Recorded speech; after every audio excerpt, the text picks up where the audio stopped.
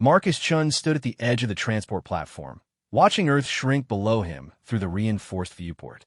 The blue marble that had been humanity's home for millennia was now just another conquered world in the Caltharan Empire's vast collection. 3 years had passed since the invasion, and the memory of those first devastating hours still haunted every human survivor. The Caltharans hadn't come with diplomacy or warning. Their massive dreadnoughts had simply appeared in Earth's orbit one morning, their shields shimmering like oil on water as human missiles and railgun rounds bounced harmlessly off their hulls. Within 6 hours, every major military installation on Earth had been reduced to smoking craters. The surrender had been inevitable, but the Caltharans weren't interested in genocide. They were collectors of worlds, of species, of entertainment.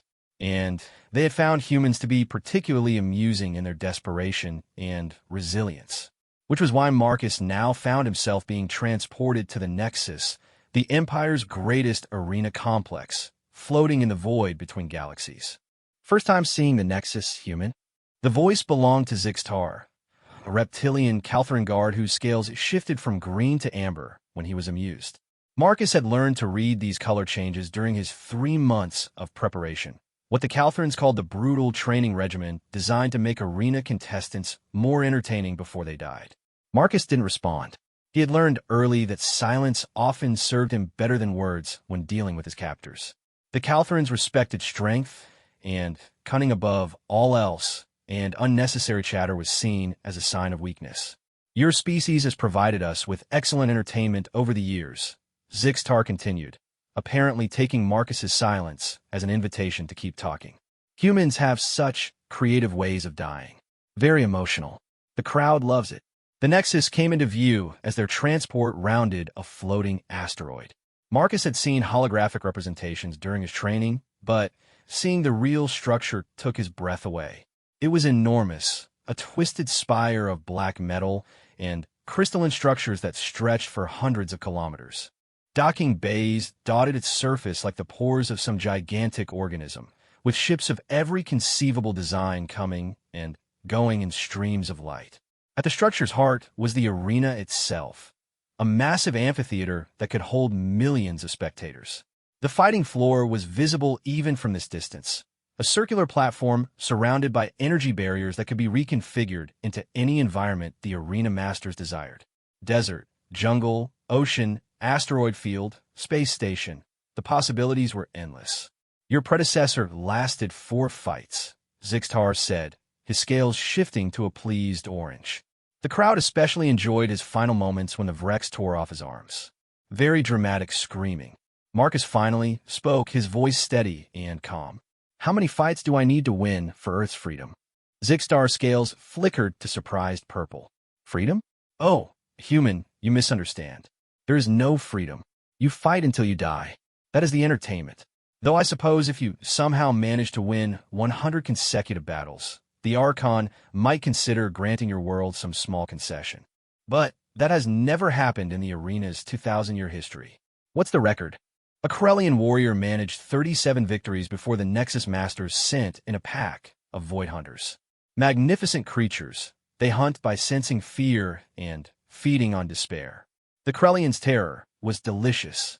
As their transport docked, Marcus felt the familiar weight of determination settle into his bones. 100 fights. It seemed impossible, but impossible was humanity's specialty. They had survived ice ages, plagues, wars, and natural disasters that should have wiped them out a dozen times over. They had clawed their way from caves to starships through sheer stubborn refusal to give up.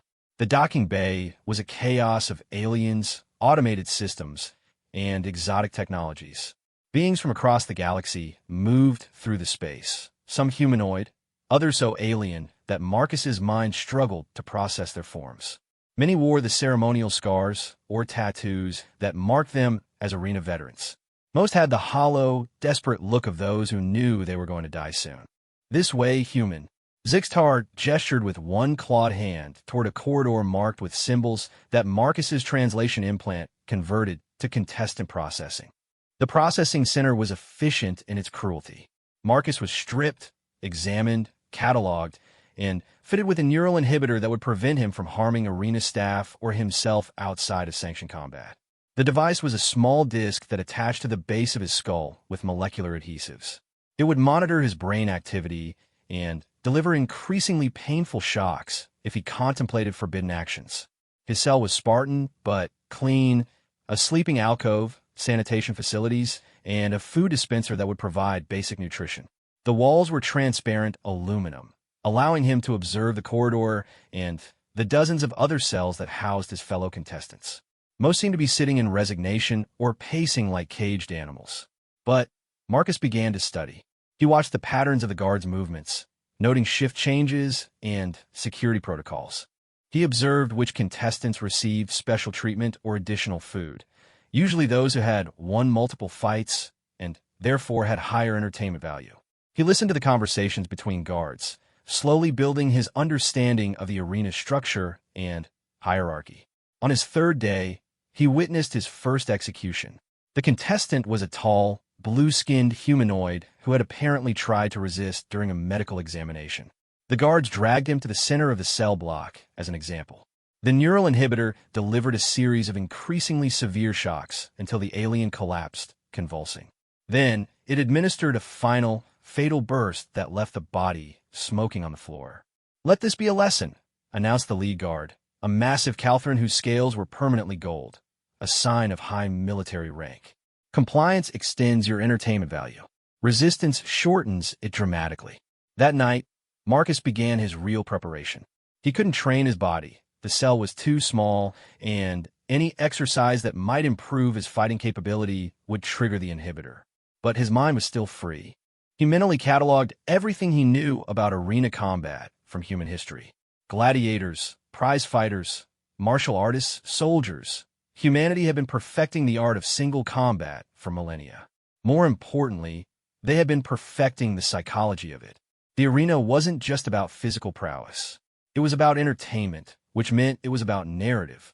The crowd wanted stories, underdogs rising, champions falling, heroes, and villains clashing in spectacular fashion.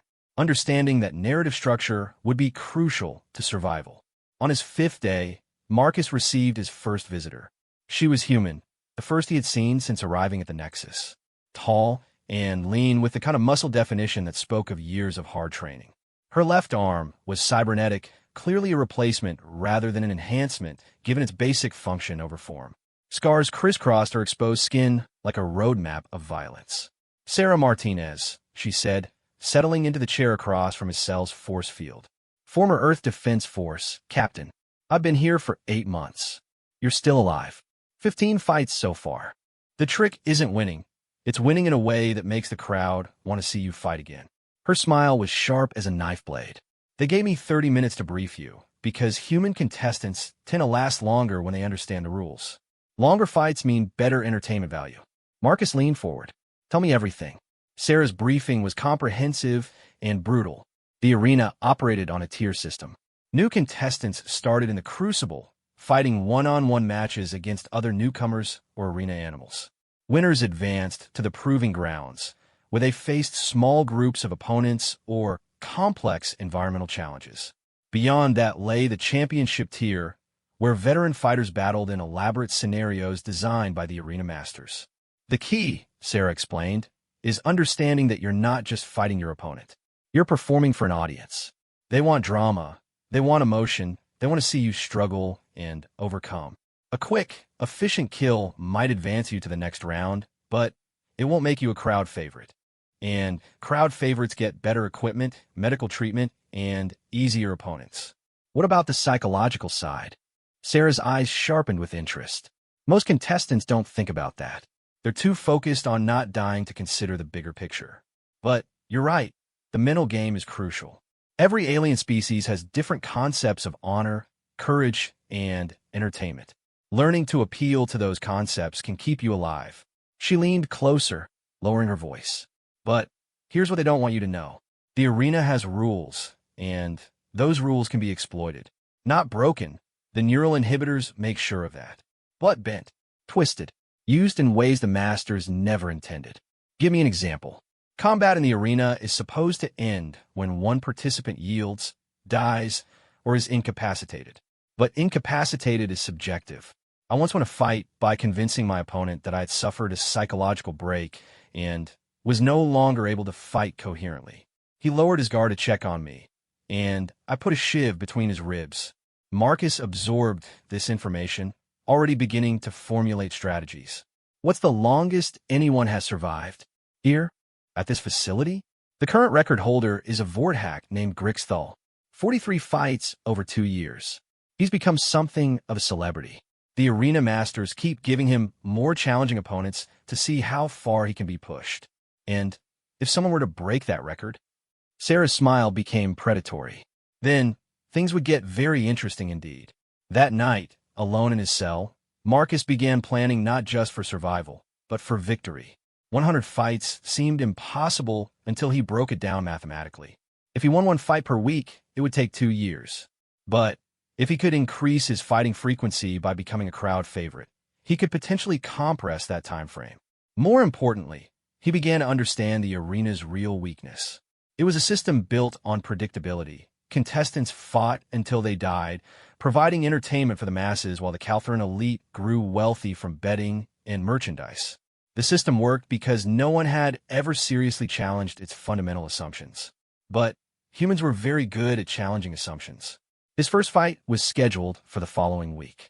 As Marcus lay in his narrow bunk, listening to the sounds of the vast structure around him, he allowed himself to think about Earth, about the billions of people living under Calthran occupation, working in factories and mines to feed the Empire's endless hunger for resources and labor.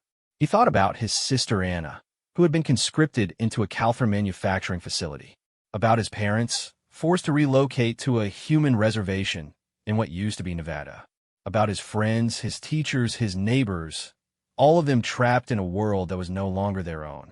The Calthrans had made one crucial mistake when they conquered Earth. They had assumed that humans would be content with slavery as long as they were allowed to live. They hadn't understood that some humans would rather die fighting than live kneeling. And they definitely hadn't understood what humans were capable of when they stopped fighting fair. Marcus closed his eyes and began to dream of impossible things. Of David bringing down Goliath with a single stone. Of a Spartan king holding a mountain pass against impossible odds. Of a species that had never known when to quit, never learned the meaning of surrender. Tomorrow, the Calthran Empire would begin to learn what humans really were. They would learn what happened when humanity stopped playing by the rules. The neural inhibitor pulsed gently against his skull as he drifted off to sleep, monitoring his dreams for signs of rebellion. But dreams of victory weren't rebellion. They were promise. The morning of Marcus's first fight arrived with the mechanical precision that characterized everything about the Nexus. Guards appeared at his cell exactly 30 minutes before the scheduled combat time, their scales displaying the professional amber that indicated routine duty.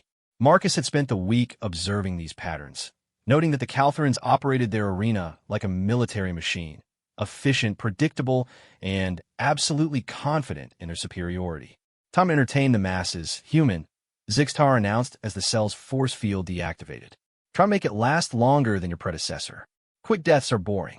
Marcus stood slowly, rolling his shoulders to work out the stiffness from sleeping on the narrow bunk. What am I fighting? A Rigelian shock beast. Nasty creature. All teeth and claws and electrical discharge. Should make for good visuals when it tears you apart. As they moved through the corridor toward the arena preparation chambers, Marcus caught sight of other contestants being led to their own fights. A massive, crystalline being that seemed to be made of living diamond. A pack of small, quick humanoids with oversized eyes and what looked like natural camouflage abilities. An enormous, blob-like creature that left a trail of acidic slime in its wake. The preparation chamber was a sterile, white room equipped with basic armor and weapons. The equipment was deliberately minimal, enough to make the fights interesting, not enough to give contestants any real advantage over their opponents. Standard loadout for human physiology. The equipment technician explained in the universal trade language that Marcus's implant translated automatically. Light body armor, monomolecular blade, basic projectile weapon with 6 shots. Use them wisely. Marcus examined each piece carefully. The armor was made from some kind of advanced polymer that would stop claws and glancing blows, but wouldn't hold up against sustained assault.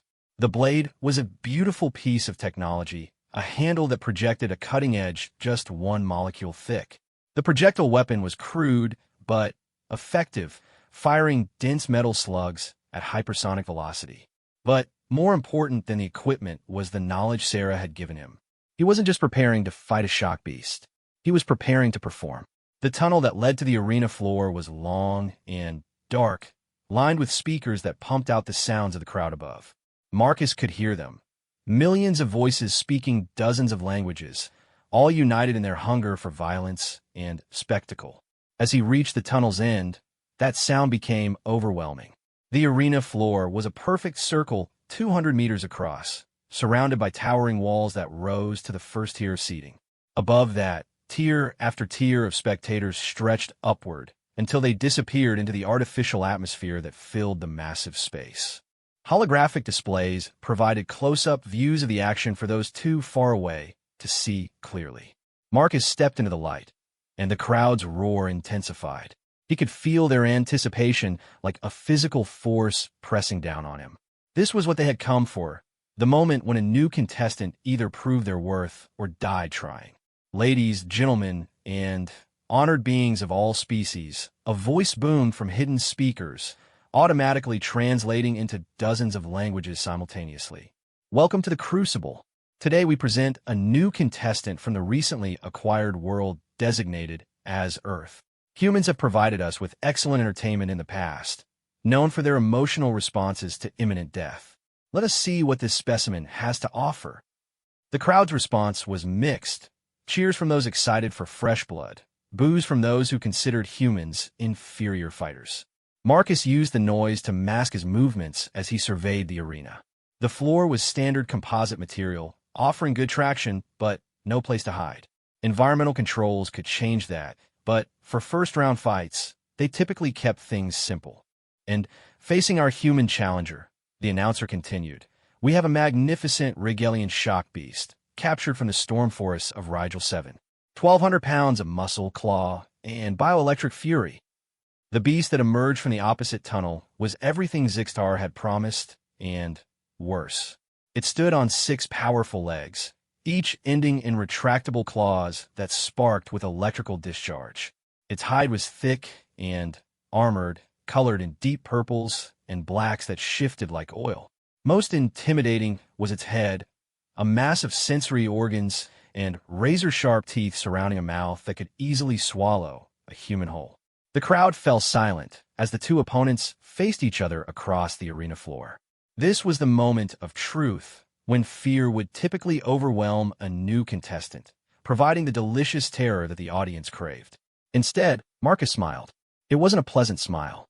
It was the smile his drill sergeant had worn when teaching urban combat tactics. The smile his sister had worn when she systematically destroyed their father's chess game with moves he hadn't seen coming.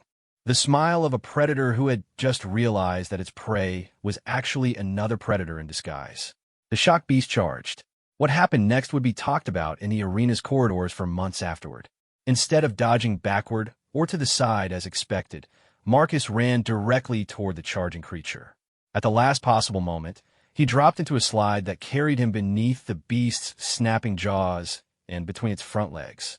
As he passed underneath, he fired 3 precise shots from his projectile weapon directly into the creature's soft belly. The beast roared in pain and fury, spinning with surprising agility to face him. But Marcus was already moving, using his momentum to roll clear of its retaliation. The creature's claws raked the air where he had been a fraction of a second before. But here was where Marcus's real strategy began to unfold. Instead of pressing his attack, he began to move in a specific pattern around the arena floor. To the crowd, it looked like desperate evasion. But Marcus was actually doing something far more sophisticated. He was studying his opponent while giving the audience exactly what they wanted. Each time the shock beast charged, Marcus would narrowly avoid its attack, sometimes by mere inches. He would stumble occasionally, appearing to be on the verge of collapse, only to recover at the last moment. He fired his remaining 3 shots, not to kill, but to wound and enrage the creature, making it more aggressive and less careful. The crowd was eating it up. They cheered every near miss, gasped at every stumble, roared approval when the beast's claws came within inches of their target. This was the kind of drama they had paid to see, a human fighting desperately for survival against impossible odds. But while Marcus performed for the crowd, his mind was cataloging everything about his opponent. The shock beast was powerful, but not particularly intelligent. It relied on brute force and bioelectric discharge rather than tactics. More importantly, its electrical attacks had a pattern. They built up charge for several seconds before discharge, and immediately afterward the creature would be temporarily vulnerable while its bioelectric organs recharged. After 10 minutes of apparent desperate evasion, Marcus was ready to end the fight. The shock beast had backed him against the arena wall, its electrical discharge building to what would certainly be a killing blow. The crowd was on its feet, anticipating the final moment. Marcus appeared trapped, exhausted, defenseless. Then, he did something that stunned the audience in a momentary silence. As the creature's electrical discharge reached maximum intensity, Marcus threw his empty projectile weapon directly at the beast's head. Not to hurt it, the weapon was too light to cause real damage, but to distract it for the crucial half-second he needed. The beast instinctively tracked the flying object with its primary eyes, and in that moment of divided attention, Marcus moved. Not away from the creature, but directly into it, diving between its front legs with his monomolecular blade extended. The blade, designed to cut through virtually any material, sliced through the creature's throat with surgical precision. But Marcus didn't stop there. Using the beast's own momentum, he guided the blade in a single, fluid motion that opened the creature from throat to chest. The shock beast collapsed in a spray of alien blood, its bioelectric organs firing randomly as its nervous system shut down. Marcus rolled clear of the twitching body and stood slowly, covered in purple gore, but very much alive. The arena fell completely silent for a long moment. Then, the crowd exploded. They had expected to see a human die horribly. Instead, they had witnessed something far rarer, a new contestant who not only survived their first fight, but had done so with style and intelligence. The betting pools would be in chaos as odds were frantically recalculated. Magnificent, the announcer's voice boomed over the crowd noise. In a stunning display of tactics and courage, our human contestant has emerged victorious. The final moments of that battle will be replayed for years to come. As Marcus walked toward the exit tunnel, he caught sight of the arena's VIP boxes high above the general seating. Through his peripheral vision, he could see figures moving behind reinforced transparent barriers, the real power brokers of the arena, the ones who decided whether contestants lived or died. One figure in particular caught his attention. Taller than the standard Calthran build, with scales that shifted through patterns Marcus had never seen before. This individual was watching him with obvious interest, making notes on a device that glowed with soft blue light. Sarah was waiting for him in the post-fight medical bay, her expression unreadable as technicians checked him for injuries and cleaned the alien blood from his skin and armor. 47 minutes, she said finally. That's a record for a human's first fight. Most barely last 10. I notice you didn't congratulate me on winning. Because winning isn't the accomplishment here. Surviving is. And you did more than survive. You put on a show. She gestured toward a holographic display that was replaying highlights from his fight. Look at the crowd reaction statistics. 92% positive audience response. That's higher than some veteran fighters manage. Marcus watched the replay, analyzing his own performance with a critical eye. What happens now? Now you wait. The arena masters will review your fight and decide when to schedule your next one. Could be days, could be weeks. They'll use the time to study you, figure out what makes you tick, what kind of opponents will provide the best entertainment value. And the figure in the VIP box? The tall one with the unusual scale patterns. Sarah's expression darkened. That was Archon Vexthul, the arena's primary overseer. If he was taking personal interest in your fight, that's either very good or very bad. Probably both. Over the following days, Marcus threw himself into preparation for his next fight. But he wasn't just preparing physically. He was studying the arena's social and economic structure with the same intensity he had once applied to military intelligence analysis. The arena operated on multiple levels simultaneously. At the surface, it was entertainment for the masses, providing bread and circuses to keep the Caltharan population distracted and content. Deeper than that, it was a massive economic engine generating revenue through betting, merchandise, broadcasting rights, and corporate sponsorships. But at its deepest level, Marcus was beginning to understand that the arena served a darker purpose. It was a demonstration of Caltharan dominance over the species they had conquered. Every fight was a reminder that resistance was futile, that the Empire's power was absolute. This realization sparked the beginning of a plan that was either brilliant or suicidal. Possibly both. His second fight came 8 days later, against a pair of Nexari warriors. The Nexari were smaller than humans, but faster, with 4 arms that moved independently and natural weapons in the form of bone spikes that could be ejected from their forearms. They typically hunted in packs, using coordinated attacks to overwhelm larger opponents. But Marcus had spent those 8 days studying recorded fights involving Nexari warriors. He understood their tactics, their psychology, their cultural approach to combat. More importantly, he had begun to understand something that no other contestant seemed to grasp. The arena's fights were as much about storytelling as they were about violence. When he entered the arena for his second fight, Marcus wasn't just a survivor anymore. He was beginning to become something else entirely. He was becoming a symbol. The crowd's reaction was noticeably different this time. Instead of the mixture of anticipation and dismissal he had received before, there was genuine excitement. Word had spread about the human who had killed a shock beast with style and precision. People had come specifically to see if he could do it again. Marcus gave them what they wanted, but not in the way they expected. Instead of trying to match the Nexari warriors' speed and agility, he used their own tactics against them. When they split up to attack from multiple angles, Marcus positioned himself so that their attacks would interfere with each other. When they tried to coordinate their strikes, he disrupted their timing by feinting in directions that forced them to adjust their approach. The fight lasted 33 minutes and ended with Marcus standing over both fallen opponents, having defeated them not through superior strength or speed, but through superior understanding of both his enemies and the environment in which they fought. The crowd's reaction was even stronger this time. As Marcus walked toward the exit tunnel, he could hear individual voices calling his name, or rather, calling him by the nickname that was already beginning to spread through the arena's social networks. The tactician, they called him. The human tactician. As he reached the tunnel entrance, Marcus allowed himself one look back at the VIP boxes. Archon Vexthal was there again, still watching, still taking notes. But this time, the Caltharan's attention seemed different. More intense. More calculating. Marcus smiled that same predatory smile he had worn during his first fight. The Archon wasn't just watching him anymore. The Archon was beginning to see him as a threat. Good. That meant his real plan was working. By his 8th fight, Marcus Chun had become something unprecedented in the arena's history. A human celebrity. The transformation hadn't happened overnight. Each victory had built upon the last, creating a narrative that captivated audiences across the galaxy.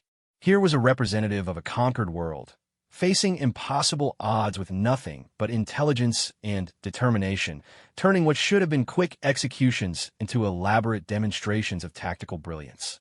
The arena's marketing department had latched onto his story with typical Caltharan efficiency. The human tactician merchandise was selling at record rates. His fights were being broadcast to arena facilities throughout the Empire. Betting pools had grown so complex that they now included wagers on fighting duration, specific combat techniques, and even the philosophical implications of his tactical choices. But Marcus understood what his handlers didn't. Every fight wasn't just advancing his survival prospects. It was building something much more dangerous than a simple winning streak. He was building hope. His cell had been upgraded after his 5th victory. Still secure, still monitored, but now equipped with basic comfort amenities and a limited access information terminal. The terminal was supposedly for reviewing combat footage and studying future opponents, but Marcus had quickly discovered ways to access broader databases about arena operations, contestant histories, and, most importantly, audience demographics. What he found confirmed his suspicions about the arena's deeper purpose.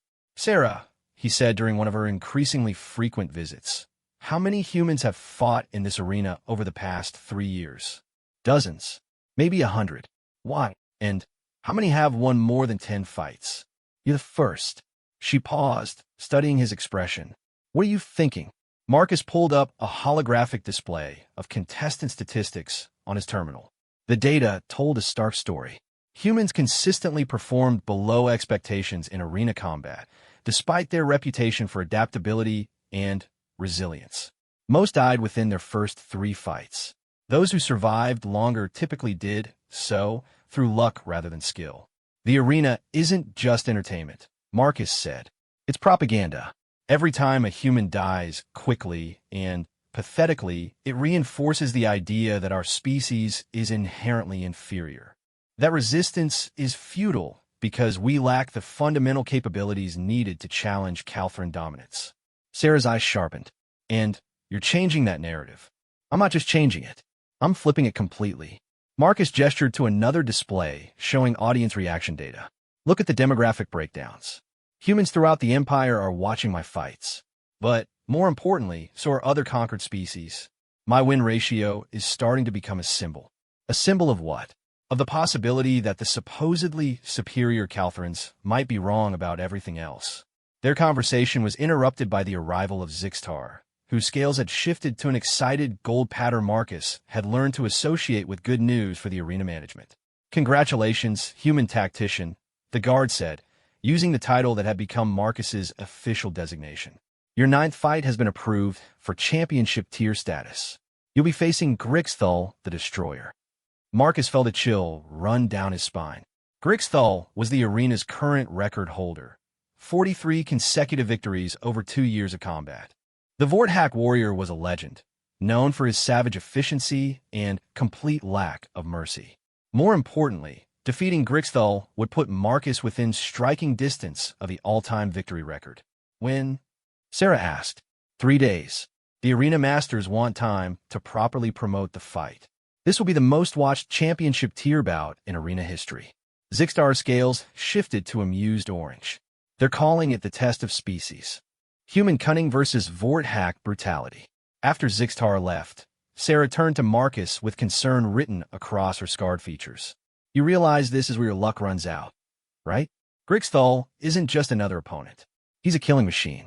He's survived this long because he doesn't make mistakes, doesn't show mercy, and doesn't fall for psychological tricks. Good, Marcus said, surprising her. That makes him predictable. Over the next 3 days, Marcus studied everything available about Grixthal. The Vorthak was indeed formidable. 8 feet of corded muscle and natural armor, with claws that could tear through most materials and reflexes honed by hundreds of battles. He was intelligent, experienced, and absolutely ruthless. But he was also exactly what Marcus had hoped to face at this stage of his plan. Grixthal represented everything the arena stood for. The triumph of brute strength over intelligence, of savagery over civilization. He was the perfect symbol of Calthran military philosophy, which meant that defeating him would send exactly the message Marcus wanted to transmit across the galaxy. The day of the fight, the arena was more crowded than Marcus had ever seen it. Every seat was filled, and additional viewing platforms had been constructed to accommodate the overflow audience.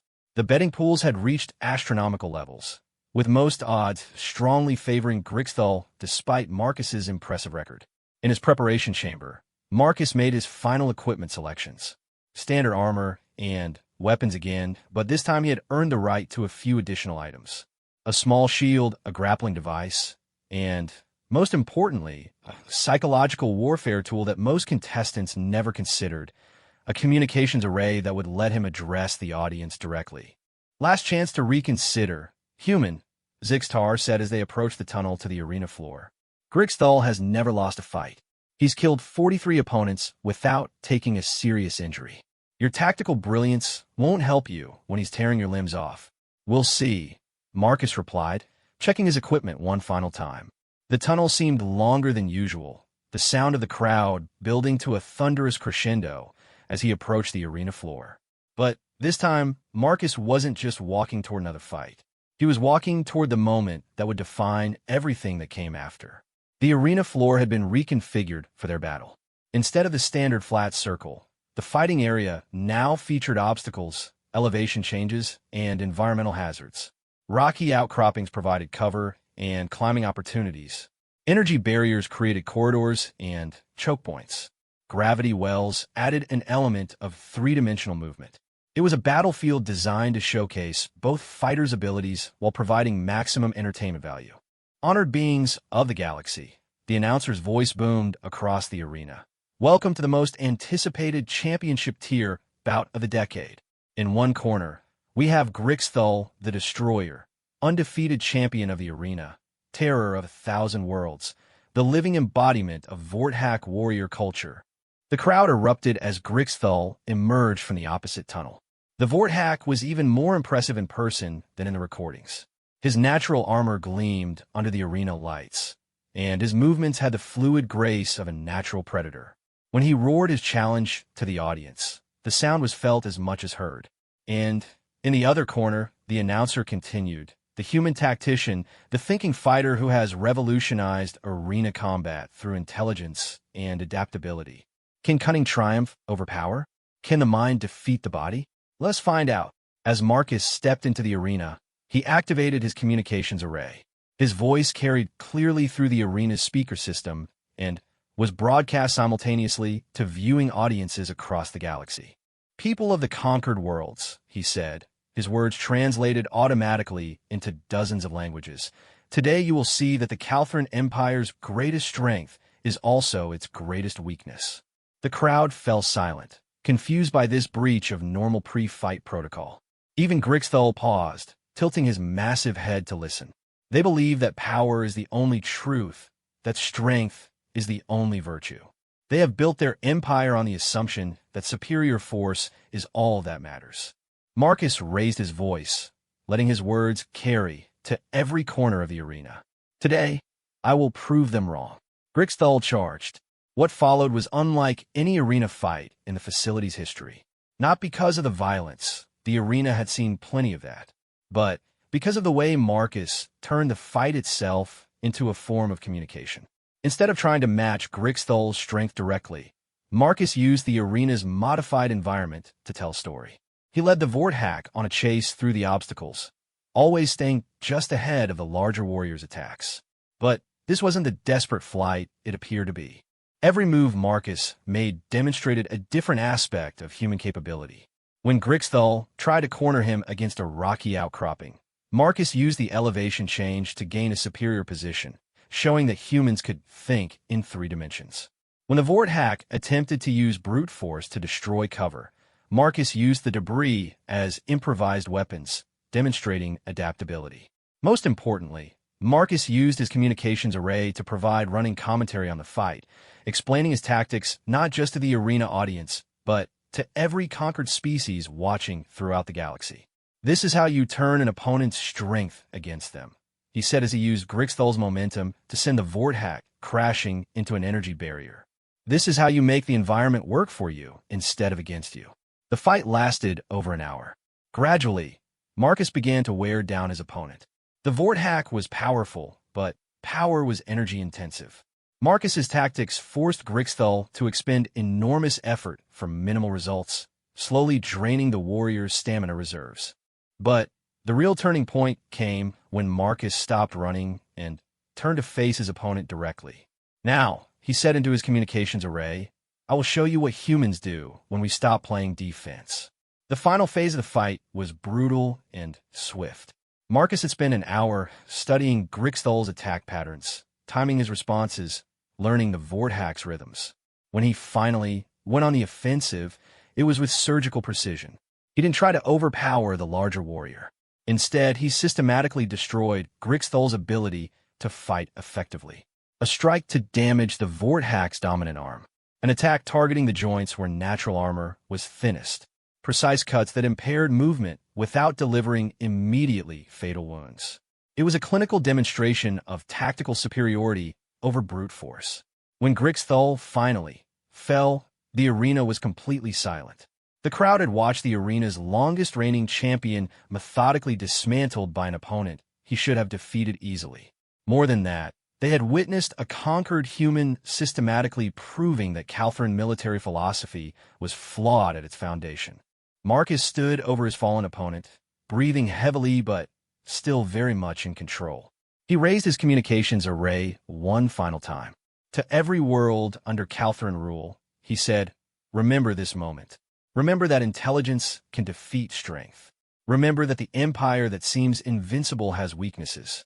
And remember that humans keep their promises." He turned to look directly at the VIP box where Archon Vexthal sat watching, his scales cycling through colors that indicated extreme agitation. 9 fights won. Marcus continued, his voice carrying clearly across the silent arena. 91 to go. The crowd exploded. Some voices were cheering, others booing, but all were shouting. The betting pools were in chaos. Arena security was mobilizing to deal with disturbances in the stands. But, more importantly, across the galaxy, on 1,000 conquered worlds, billions of beings who had thought resistance was impossible were beginning to think differently. Marcus Chun had just started a revolution, and he had done it with nothing more than superior tactics and a communications device. As he walked toward the exit tunnel, Marcus could see Archon Vexthal speaking rapidly into a communication device, his scales displaying the deep purple that indicated maximum alarm. The arena's administration was finally beginning to understand what they had created. They had given a human a platform to address the galaxy. They had allowed him to demonstrate that Calthran superiority was nothing more than carefully maintained propaganda. Most dangerously, they had let him promise that he could achieve the impossible. Sarah was waiting for him in the medical bay, her expression a mixture of admiration and terror.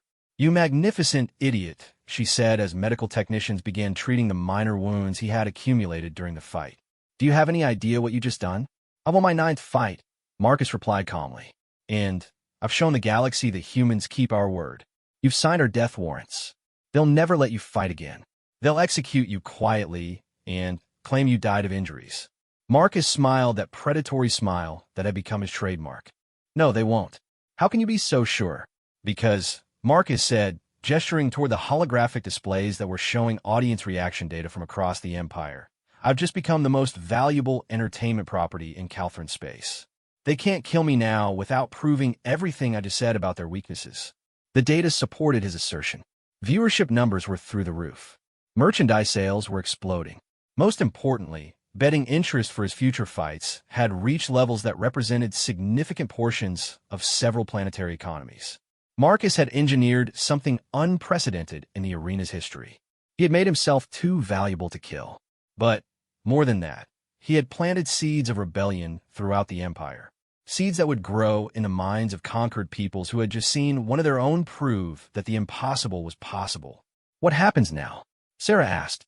Marcus leaned back in the medical chair, finally, allowing exhaustion to show on his face. "Now we prepare for the hard part. Because everything I've done so far has just been the setup." "Setup for what?"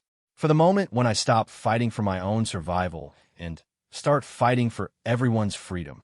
High above them, in the arena's administrative complex, Archon Vexthal was having the same conversation with his subordinates. The human had become a problem that threatened the very foundation of imperial control.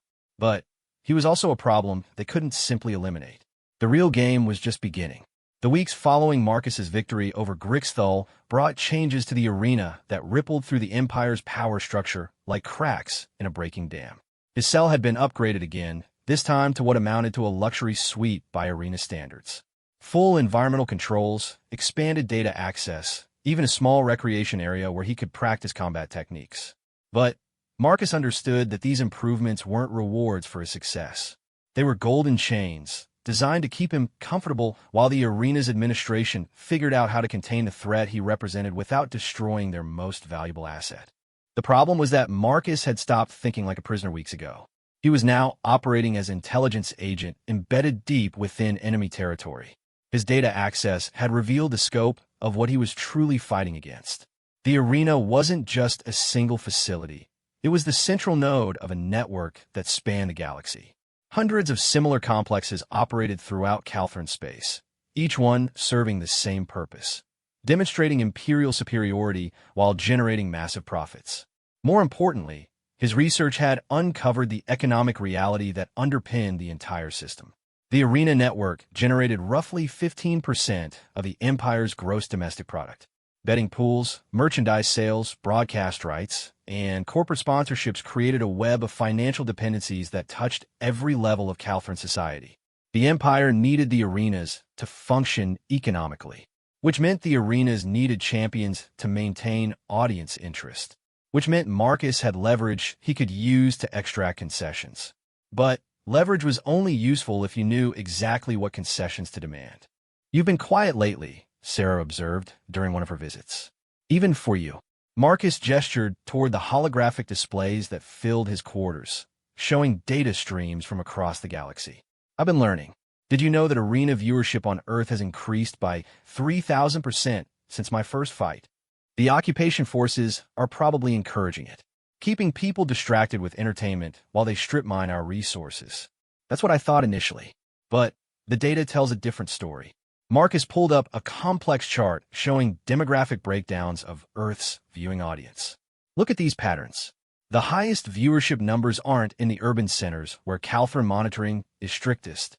They're in the agricultural regions, the mining communities, the places where resistance movements would be most likely to develop."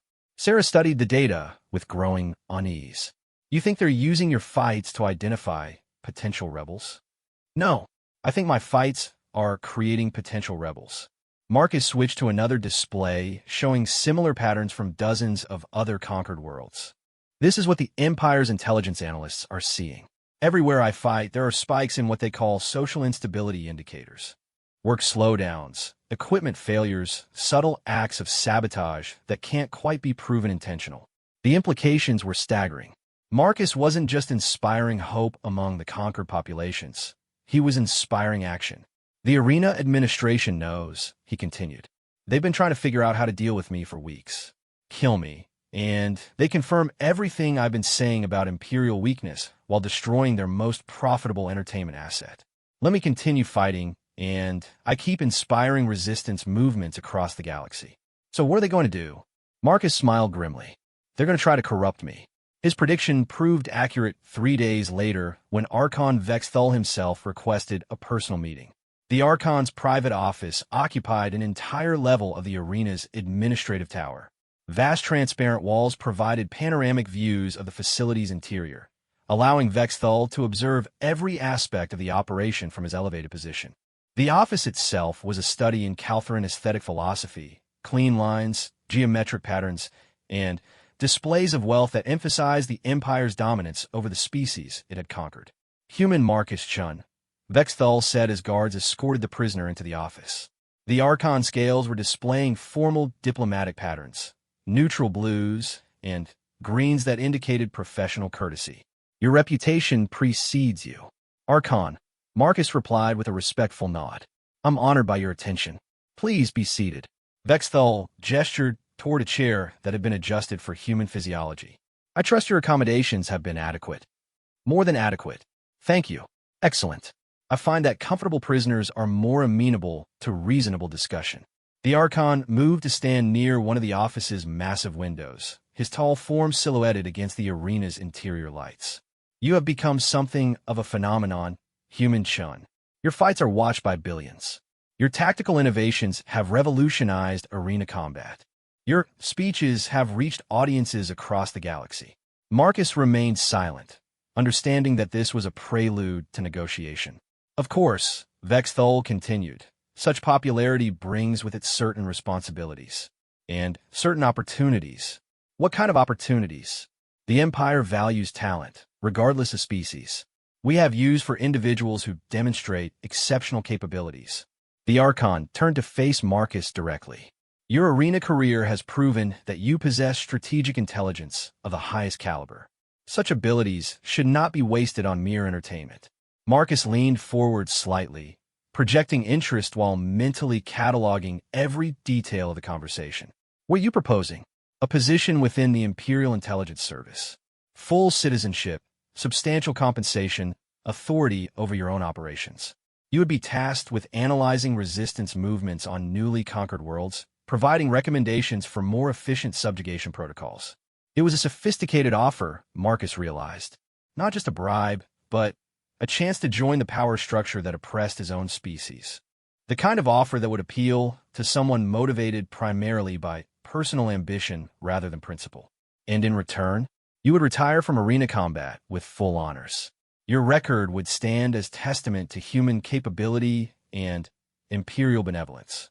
Earth would receive certain considerations, reduced tribute requirements, improved living conditions for your people, perhaps even limited self-governance. Marcus pretended to consider the proposal while studying Vextol's body language. The Archon scales were displaying confident yellow patterns, but there were subtle flickers of orange that indicated underlying anxiety. This offer wasn't coming from a position of strength. It was coming from desperation. That's a generous offer, Marcus said finally. But I have one question. Ask. What happens when someone else breaks my arena record? Vextol's scales shifted to surprised purple. I beg your pardon? My value as a symbol of imperial benevolence depends on my arena achievements. But arena records are made to be broken. Eventually, someone will surpass my victory count. When that happens, what prevents you from simply eliminating me as a security risk? The Archon silence was answer enough. I see, Marcus continued. So your offer isn't really about valuing my talents. It's about neutralizing me as a threat while extracting whatever temporary value you can from my reputation. Vextol's scales shifted to annoyed red. You would refuse citizenship in the galaxy's most powerful empire to continue risking your life for the amusement of crowds. No, Marcus said, standing slowly. I would refuse citizenship in a dying empire to continue proving that it's not as powerful as it pretends to be. The words hit like a physical blow. Vextol's scales cycled through a rapid sequence of colors that indicated severe emotional distress. The Calfran Empire has endured for 3,000 years. It will endure for 3,000 more. Really? Marcus gestured toward the holographic displays that showed real-time data from across the galaxy. Because your own intelligence reports suggest otherwise. Resistance movements growing stronger on 100 worlds. Economic strain from maintaining occupation forces across such a vast territory. Internal political divisions over the cost of expansion. The Arena Network isn't just entertainment, Archon. It's a pressure valve designed to keep your own population distracted from the Empire's growing problems. Vextol was silent for a long moment, his scales cycling through patterns that Marcus couldn't interpret. Finally, the Archon spoke in a voice that was barely above a whisper. What do you want? This was the moment Marcus had been preparing for since his first day in the arena. Not just to survive, not just to win, but to position himself as someone whose demands could not be ignored. I want to finish what I started, he said simply. I want to reach 100 victories. And I want every fight broadcast to every world in the Empire. That's impossible. The social disruption would be catastrophic. Then, we have a problem, Archon, because I'm going to keep fighting until I reach that goal or die trying. And every fight I win makes me more valuable to you economically while making me more dangerous politically. You can't kill me because it would prove everything I've said about Imperial weakness. You can't hide me because I've become too famous. You can't bribe me because I've just demonstrated that principle matters more to me than power.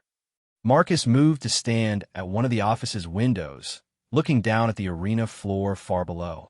So here's what's going to happen. You're going to let me continue fighting. You're going to broadcast every match to every world in the Empire.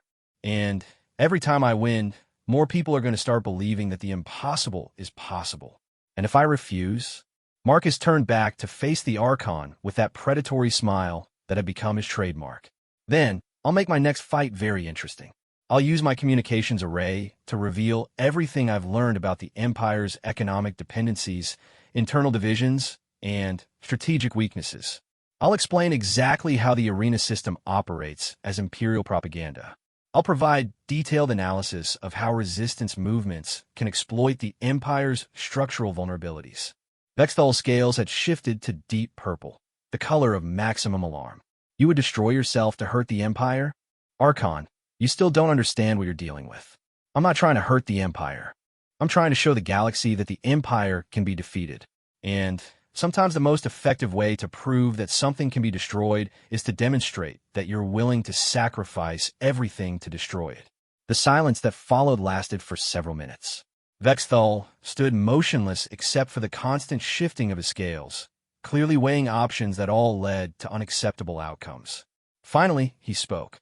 What guarantee do I have that you won't simply reveal Imperial secrets during your fights regardless of what concessions I make?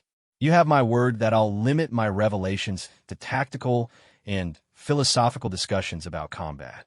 I won't reveal specific intelligence about Imperial operations or infrastructure.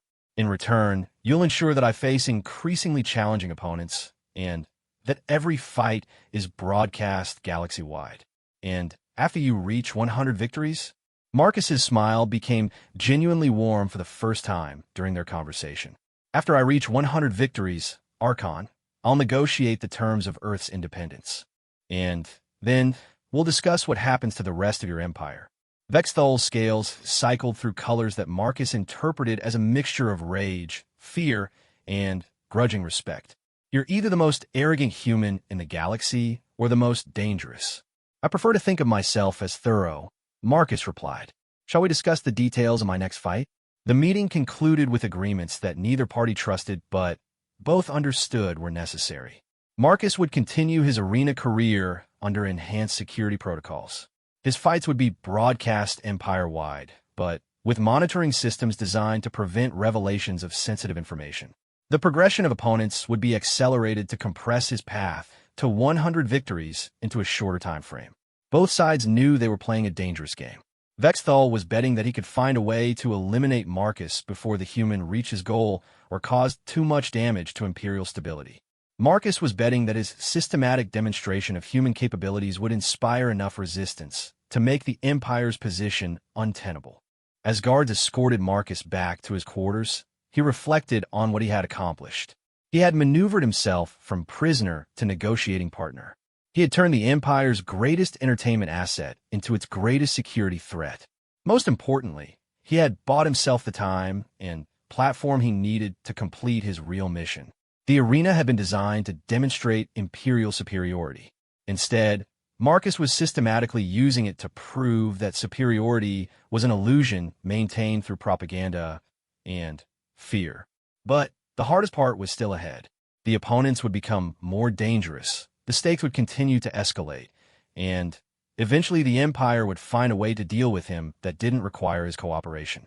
Marcus was counting on it, because when that moment came, when the Empire finally showed its true face by trying to eliminate a prisoner who had become inconvenient, the galaxy would see exactly what kind of civilization they were really dealing with.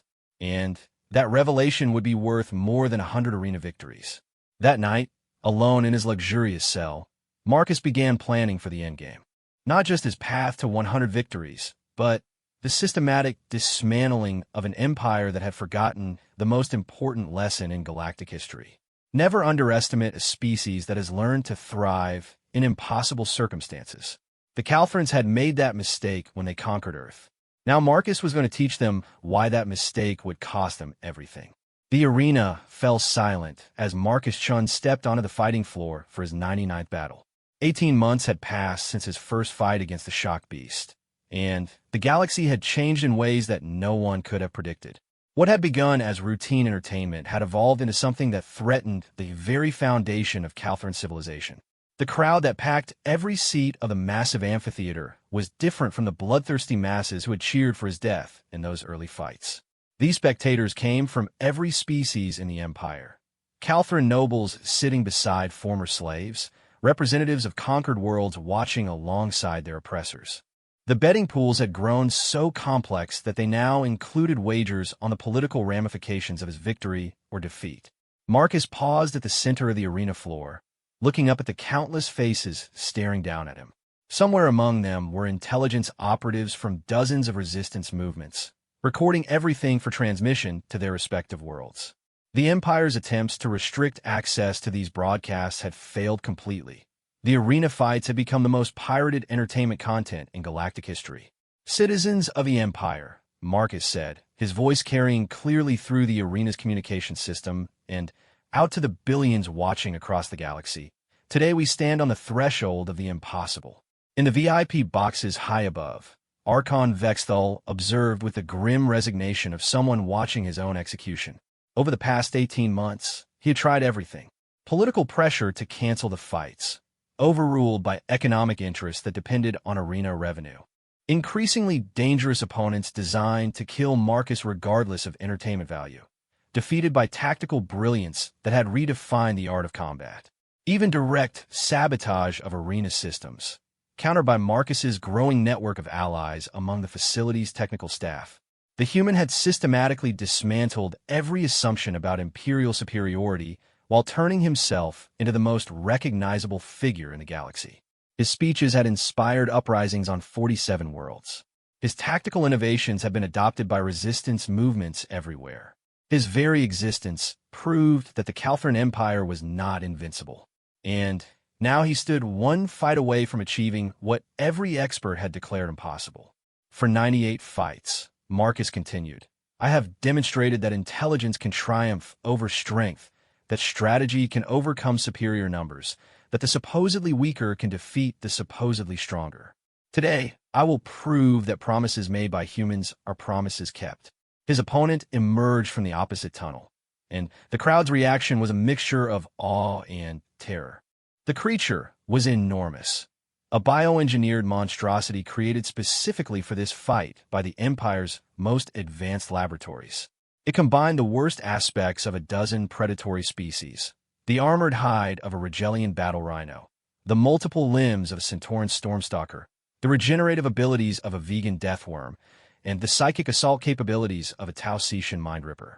This wasn't just an opponent. It was a weapon designed to kill Marcus Chun regardless of the cost to entertainment value. The Chimera represents everything that is advanced about Caltharan biotechnology, the arena announcer declared, his voice carrying undertones of nervousness that audiences throughout the galaxy detected immediately. Engineered specifically for this encounter, it possesses capabilities that no single warrior has ever faced and survived.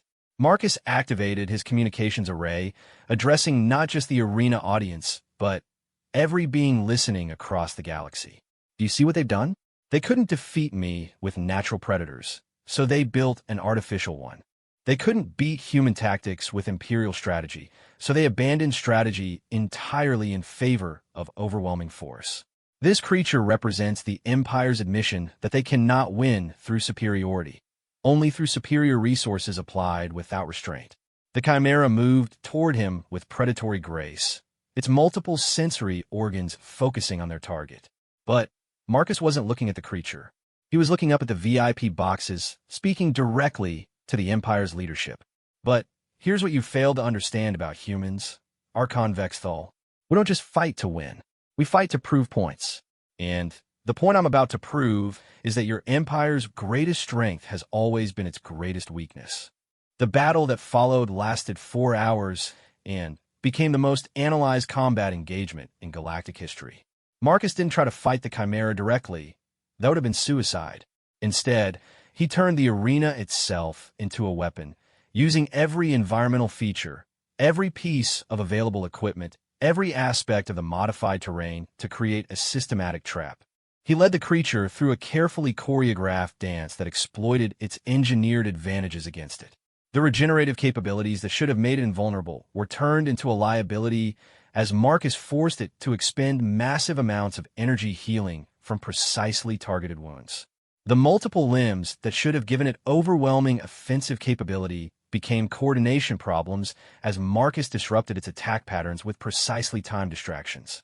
Most importantly, Marcus used the creature's psychic assault abilities against it, employing meditation techniques he had learned during his months of preparation to turn his own mind into a psychological maze that confused and exhausted the mind-ripper components of the Chimera's engineered consciousness. But the real battle wasn't happening on the arena floor. It was happening in the minds of every being watching throughout the galaxy. Watch closely, Marcus said into his communications array as he systematically dismantled the Empire's ultimate weapon. This creature represents everything the Caltharans believe makes them superior. Advanced technology, unlimited resources, the willingness to reshape life itself in service to their goals. And I'm defeating it with nothing but human intelligence and determination. As the fight progressed, reports began reaching Archon Vexthal from across the Empire. Uprisings had erupted on dozens of worlds, timed to coincide with the broadcast. Resistance movements that had been planning for months were executing coordinated strikes against Imperial infrastructure. Most critically, several conquered species were declaring their intention to join together in a formal alliance against Calthran rule. The empire that had maintained control through the careful cultivation of its reputation for invincibility was watching that reputation crumble in real time. The end came suddenly. The Chimera, exhausted by 4 hours of fruitless pursuit and psychic feedback, made a final desperate charge. Marcus had been waiting for exactly this moment. Instead of dodging, he stepped directly into the creature's path and activated a device he had constructed from arena equipment over the course of the fight. The energy field that erupted around them used the Chimera's own bioelectric systems to create a feedback loop that overloaded every engineered component simultaneously. The creature collapsed, its various biological systems failing in cascade as the incompatible genetic modifications turned against each other. Marcus stood over the fallen monstrosity, breathing heavily but triumphant. He had won his 99th fight and proved once again that human ingenuity could overcome any challenge. But he wasn't finished. "Citizens of the galaxy," he said, his voice carrying to every world in the Empire, "you have just witnessed the death of Imperial mythology. They told you they were superior because of their technology, their resources, their willingness to use any means necessary to achieve their goals. But when faced with a single human armed with nothing but intelligence and determination, their ultimate weapon failed." He gestured toward the fallen Chimera. "This creature represents everything wrong with the Calthran approach to power. They tried to solve the problem of my existence by building something designed solely to kill me, without any consideration of the broader implications. They were so focused on eliminating a single threat that they forgot the most important rule of warfare: never let your enemy choose the battlefield." Marcus looked directly into the recording devices that were broadcasting his words across the galaxy. The battlefield was never this arena. The battlefield was always the minds and hearts of every being oppressed by Imperial rule. And on that battlefield, I have achieved total victory. The crowd erupted, but not in the usual mixture of cheers and boos that had characterized previous fights. This time, the sound was unified, a roar of approval that came from beings who had never expected to see the impossible become reality. In his VIP box, Archon Vexthal received a communication from the Imperial capital. The message was brief and devastating. Empire-wide rebellions in progress. Fleets in open revolt. Formal demands for independence from 47 conquered worlds. Recommend immediate implementation of Protocol 7. Protocol 7 was the Empire's last resort, the systematic destruction of any world that rebelled against Calthran rule. But implementing it against 47 worlds simultaneously would require resources the Empire no longer possessed, while leaving them vulnerable to the remaining resistance movements. The Calthran Empire, which had seemed invincible just 2 years earlier, was collapsing under the weight of its own contradictions. 100, Marcus said simply, raising his arms to acknowledge the crowd's approval. 100 victories. The promise has been kept. But he still wasn't finished. And now, he continued, we begin the real work. Over the following weeks, as the Empire struggled to contain rebellions that spread faster than they could be suppressed, Marcus Chun began the most audacious phase of his plan. Using the arena's communication systems and his status as the galaxy's most famous being, he coordinated the formation of what became known as the Free Species Alliance.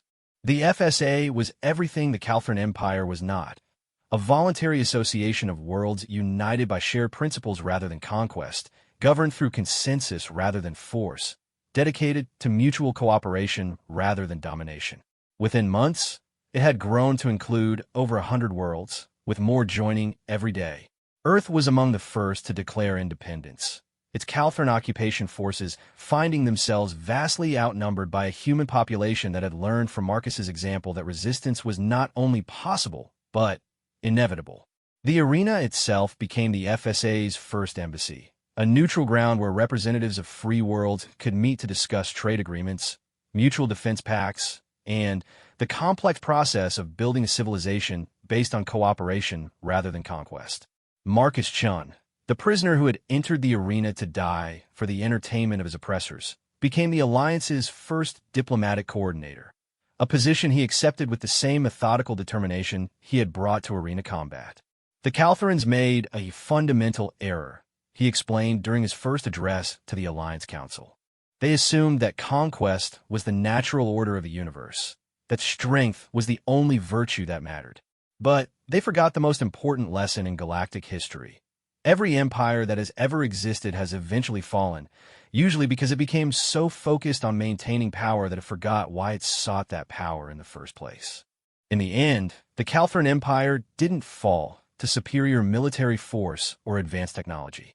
It fell because one human had proven that its fundamental assumptions were wrong, that intelligence could triumph over strength, that cooperation could achieve more than conquest, that the promise of freedom, once given, would always be kept. The arena still operated, but under very different management. Instead of fights to the death for the entertainment of oppressors, it hosted competitions that celebrated the achievements of free peoples. Athletic contests, artistic displays, scientific demonstrations, philosophical debates, all designed to prove that civilization was measured not by its capacity for destruction, but by its ability to create. And sometimes, when young beings from newly liberated worlds needed inspiration, they would watch recordings of Marcus Chen's 100 victories and remember that the impossible was just another word for something that hadn't been accomplished yet. The human who had entered the arena to die had instead taught the galaxy how to live. The empire that had thought it was watching entertainment had instead witnessed the birth of a new age. And, in the end, that had been the most human thing of all, taking a system designed to demonstrate their weakness and using it to prove their strength, turning a symbol of oppression into a beacon of hope, and showing the galaxy that mercy was not the absence of power, but the most ruthless application of power imaginable. The Caltharans had learned what humans do without mercy. They create a better universe. Marcus Chun stood at the viewport of his quarters, now converted into a diplomatic suite, watching ships from dozens of worlds dock at the station that had once existed solely to showcase imperial dominance. Each arrival brought new delegates, new ideas, new possibilities for what the galaxy could become. In his hand was a communication from Earth, a message from his sister Anna, now serving as Earth's representative to the Alliance Council.